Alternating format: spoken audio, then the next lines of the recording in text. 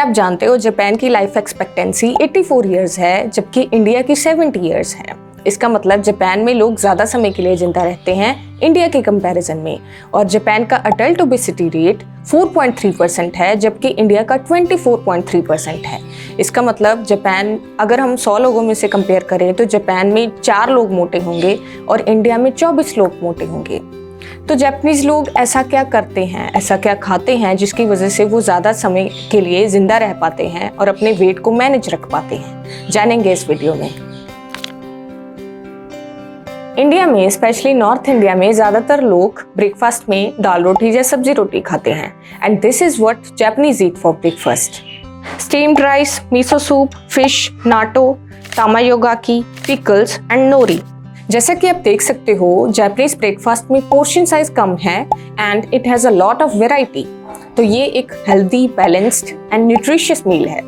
तो अगर आप सुबह ब्रेकफास्ट में दाल रोटी या सब्जी रोटी खाते हो तो ये एक आपका बैलेंस्ड मील नहीं है। What is a balanced meal? जिसमें बहुत सारे एसेंशियल न्यूट्रिएंट्स होते हैं, जैसे कि carbohydrates, proteins, fats, vitamins and minerals as well. और इसमें भी आप दाल से ज्यादा तो रोटी खाते हो। So this is how your breakfast should look like.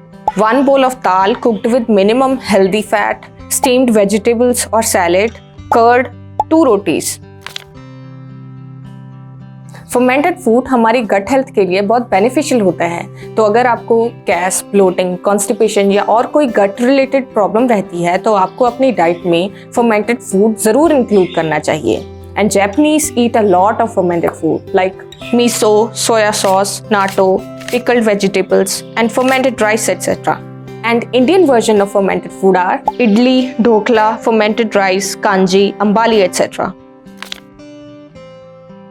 Ikigai the Japanese secret to a long and happy life book में लिखा है, The key to staying healthy while consuming fewer calories is eating foods with high nutritional value, especially superfoods, and avoiding those that increase our caloric intake but have little to no nutritional value. अगर आप हर रोज same खाना खाते हो, जैसे कि दाल, रोटी और सब्जी, it means your food lacks variety. And it may lead to nutritional deficiencies, which in turn may lead to weak immune system, weak bone health, reduced muscle functions, affects heart health and cholesterol levels, also affect cognitive functions and mental health. It may be detrimental to your gut health also. So to avoid these consequences because of nutritional deficiencies, we should consume superfoods. What are superfoods? Which have high nutritional value. And Japanese eat superfoods daily, such as green tea, natto, seaweed, miso, tofu, etc. And what are Indian version of superfoods? Haldi, moringa, amla, flax seeds, millets, coconut, ginger, tulsi, garlic, chia seeds, black pepper, quinoa, sweet potatoes, dry fruits, etc. So you should include these superfoods in your diet to prevent nutritional deficiencies and their consequences. आज के समय all over the world सबकी life बहुत hectic और busy हो गई है और सबके पास इतना टाइम नहीं होता कि वो हर रोज घर का खाना बना के खाए। तो मोस्टली लोग बाहर का खाना, यानी कि प्रोसेस्ड फूड खाते हैं, जैसे कि pizza, burger, hot dog etcetera.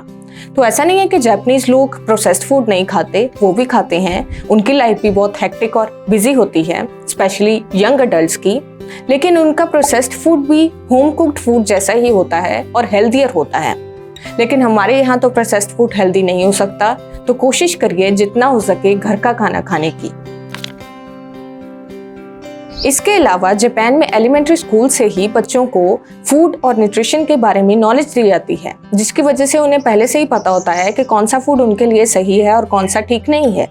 लेकिन हमारे यहाँ तो ऐसी कोई नॉलेज नहीं दी जाती स्कूल्स में, जिसकी वजह से हम आराम से फास्ट फूड खाते हैं, एक्सेसिव शुगरी और सॉल्टी फूड कंज्यूम करते हैं, क्योंकि हमें पता ही नहीं होता कि ये फूड हमारी सेहत को खराब कर रहा है। सो टाइम निकालकर फूड और डाइट के बारे में, न्यूट्रिशन के बारे में जानने की कोशिश कीजिए, ताकि आप अपनी सेहत और अपनी लव्ड वंस की सेहत की अच्छे से ख्याल रख पाएं। और वो खाना भी टाइम पे खाते हैं, जिसकी वजह से उनका सर्केडियन रिदम, यानी कि बॉडी का इंटरनल क्लॉक, अच्छे से काम करता है।